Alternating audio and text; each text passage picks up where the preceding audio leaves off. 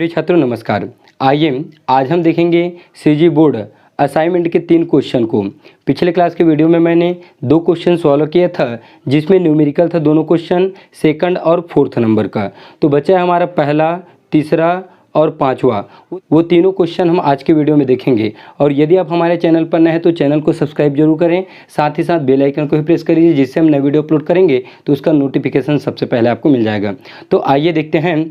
सबसे पहले देखेंगे हम क्वेश्चन नंबर फर्स्ट को। तो फर्स्ट क्वेश्चन क्या है देखिए, उस भौतिक राशि का नाम लिखिए जिसका मात्रक न्यूटन प्रति कूलम है। बताइए यह सदिश है या अदिश। ठीक, ये छोटा सा थ्योरी क्वेश्चन है, इसको मैं लिख के रख दिया हूँ। ठीक, जो बोर्ड में बताने लायक रहेगा उसको मैं हल करके आपको बताऊंगा।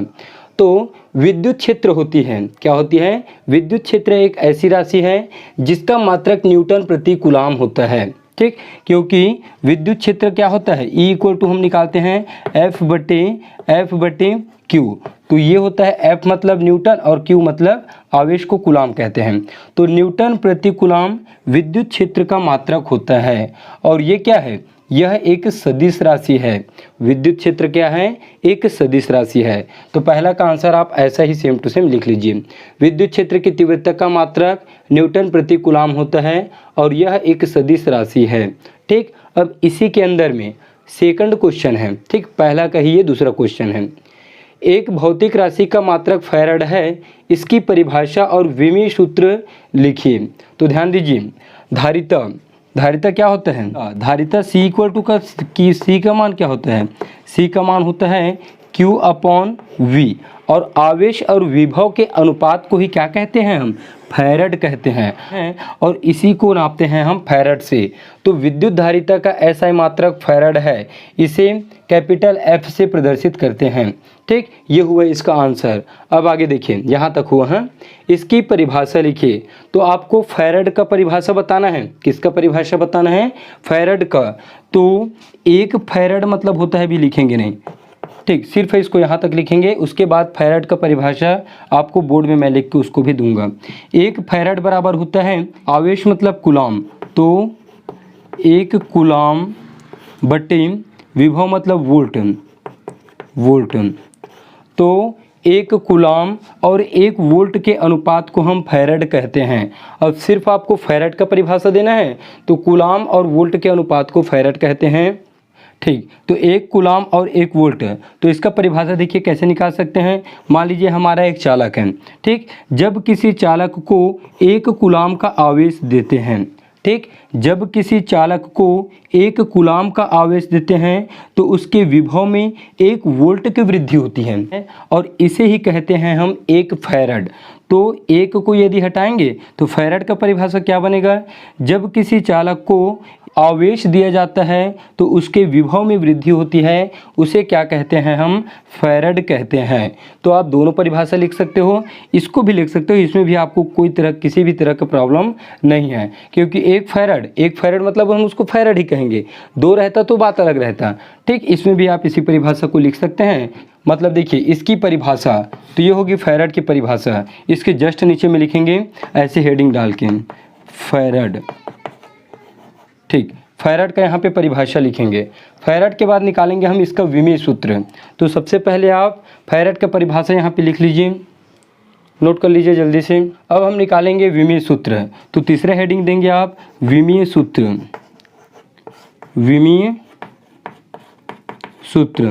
विमीय सूत्र आप डायरेक्ट भी लिख सकते हो या इसको गणना करके भी निकाल सकते हैं। तो मैं गणना करके निकाल रहा हूँ हल करके। ठीक, तो धारिता C = क्या होता है? ये होता है Q/V। ठीक, विभव का मान क्या होता है? विभव का मान होता है W/Q। यहाँ बगल में लिख सकते हैं W/Q। मतलब एकांक धन आवेश को विद्युत क्षेत्र के अंदर अनंत से लाने में हमें जितना कार्य करना पड़ता है उसे उसका विभव कहते हैं। ये Q ऊपर जाएगा पलट के, तो C = मिलेगा Q का स्क्वायर होगा, Q का स्क्वायर, और ये होगा बटे W। अब Q क्या होता है? धारा I का मान होता है Q/T। तो Q का मान क्या हो जाएगा? I/T। क्या होगा? I/T। और धारा के लिए क्या लेते हैं हम? एम्पियर। और समय के लिए लेते हैं ये T। ठीक, और ये स्क्वायर है तो ये स्क्वायर लगा दीजिए, और बटे में होगा डब्लू, डब्लू का मात्रक आप जानते हो ml², और ये t-2, ये होता है डब्लू का मात्रक मतलब कार्य का। ठीक, इसको ये ऊपर जाएगा तो हमको ये मिलेगा c = स्क्वायर को अंदर लाइए तो ये होगा a² और ये t²। ठीक, और ये ऊपर जाएगा तो m ऊपर जाके क्या बनेगा, m-1 बनेगा, l ऊपर जाके -2 होगा और t ऊपर जाके +2 होगा।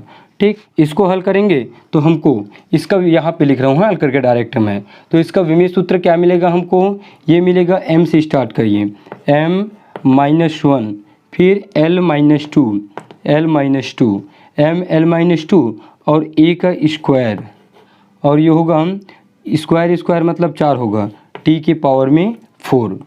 ठीक, तो धारिता का विमीय सूत्र आपका ये होगा। चाहते हो तो आप डायरेक्ट रख सकते हो या इसको ऐसे डिटेल से हल कर सकते हो, ये आपका रफ कार्य है। ठीक, डिटेल से हल करना चाहते हैं तो भी कोई दिक्कत नहीं है। तो ये हुआ पहला का आंसर, इसे आप नोट कर लीजिए। फिर सेकंड नंबर का वीडियो बन चुका है, उस वीडियो को आप नहीं देखे हैं तो डिस्क्रिप्शन बॉक्स में उस वीडियो का लिंक आपको मिल जाएगा, वहाँ जाकर आप उस वीडियो को देख सकते हैं। इसे नोट करिए। फिर हम देखेंगे थर्ड नंबर का क्वेश्चन। ठीक, पहला के बाद देखते हैं हम तीसरा क्वेश्चन। दूसरा मैं बता चुका हूँ, तीसरा क्या है देखिए, किसी आवेशित चालक प्लेट के पास एक धन आवेशित बिंदु आवेश प्लस q रखा जाता है, तो बिंदु आवेश से निकलकर आवेशित प्लेट के पृष्ठ तक जाने वाली विद्युत बल रेखा खींचिए। तो ध्यान दीजिए, सबसे पहले आपको ये पता होना चाहिए प्लस में विद्युत बल रेखा निकलती है कि अंदर आती है। ठीक, तो प्लस से विद्युत बल रेखा क्या होती है, निकलती है, और माइनस में क्या होती है, वो अंदर जाती है। ठीक, प्लस से क्या होता है, विद्युत बल रेखा बाहर की ओर जाता है, और माइनस में क्या होता है, विद्युत बल रेखा अंदर की ओर आता है। तो हमको कहा गया है कि एक प्लेट है। ठीक, ध्यान दीजिए, ये चित्र आपको बुक में भी मिल जाएगा, बुक में दिया हुआ है। यहाँ पे मैं एक प्लेट ले लेता हूँ, ये प्लेट चित्र बना के रख दिया हूँ मैं। प्लेट जो कि मैं लिया हूँ वो माइनस चार्ज लिया हूँ। ठीक, मतलब ऋण आवेशित एक प्लेट ले लिया हूँ। अब प्लेट के पास एक धन आवेशित प्लस q रखना है, तो यहाँ पे हम रख दिए प्लस q। ठीक, धन आवेशित प्लस q रख दिए प्लेट के पास में, तो रखा जाता है। तो बिंदु आवेश से निकलकर आवेशित प्लेट के पृष्ठ तक जाने वाली विद्युत बल रेखा, तो यहाँ से जो बल रेखा निकलती है वो प्लेट की ओर जाती है, उसके लिए हमें बल रेखा खींचना है। तो यहाँ ध्यान दीजिए, प्लस से निकलेगा, ठीक, तो ये बाहर जाएगा और माइनस की ओर आएगा, प्लस से ये बाहर निकलेगा माइनस की ओर, ये अंदर की ओर आएगा, और ये यहाँ भी अंदर की ओर, ये अंदर की ओर, और ये अंदर की ओर ऐसे आएगा। तो प्लस से माइनस की ओर, यहाँ यदि और प्लेट होगा तो फिर वो क्या होगा, उसमें भी बाहर की ओर निकलेगा। ठीक, तो पहला के लिए आपका ये ग्राफ बनेगा, इस बल रेखा को आप खींचेंगे, पहला का आंसर ये होगा। ठीक, सेकंड क्वेश्चन देखिए।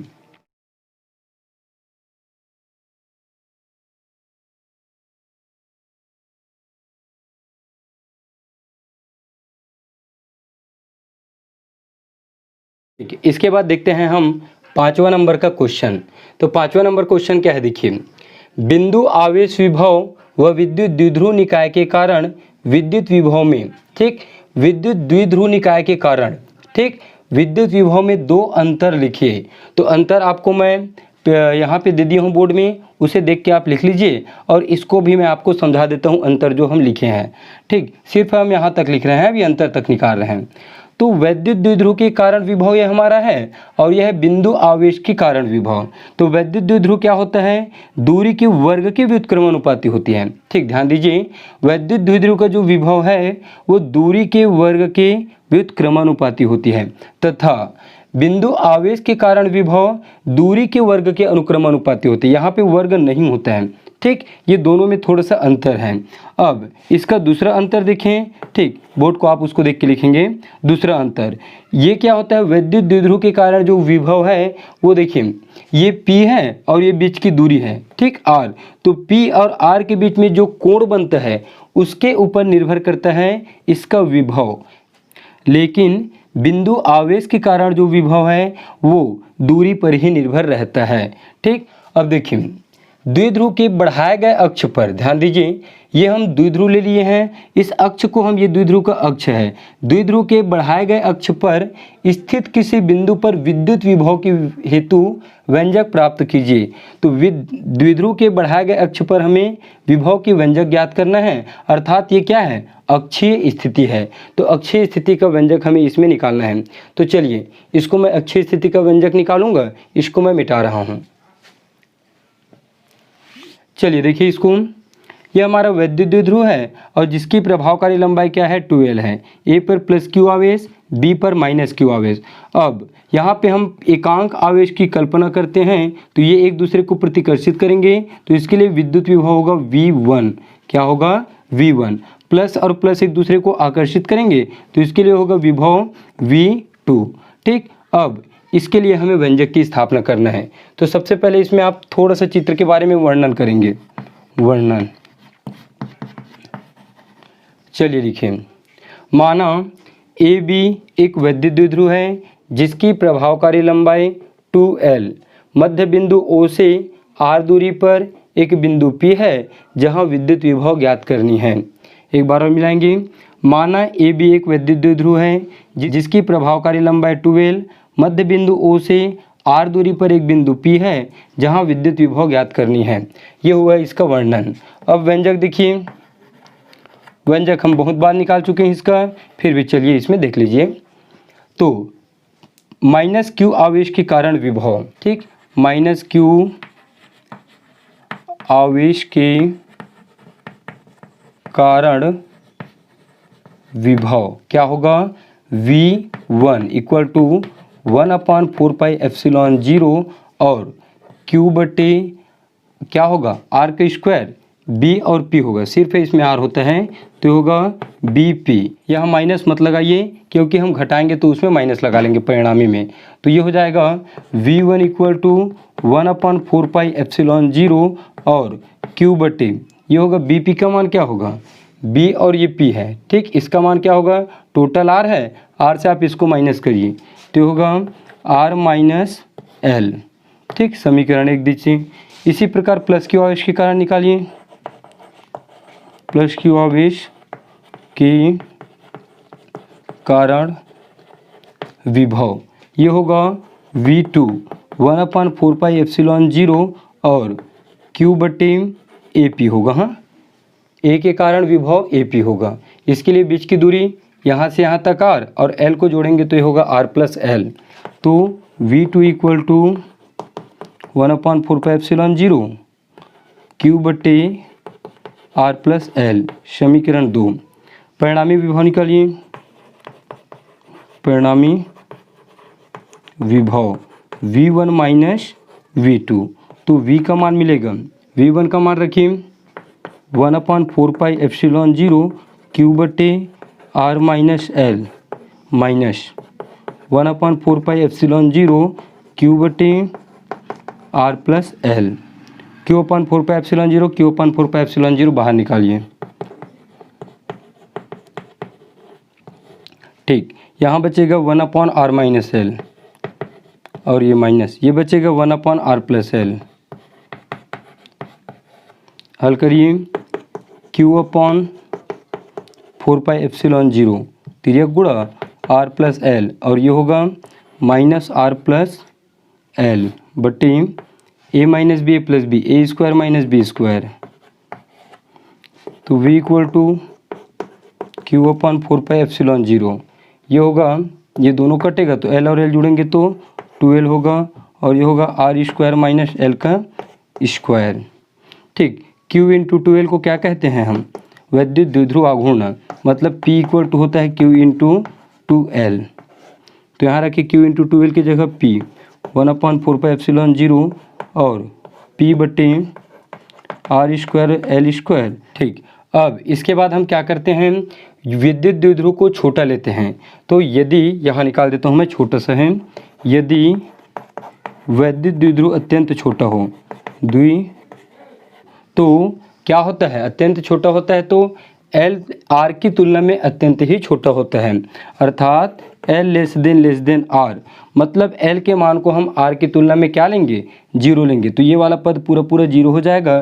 तो हमको विभव का फाइनल व्यंजक मिलेगा 1/4 पाई एप्सिलॉन जीरो और क्यू बटे आर का स्क्वायर।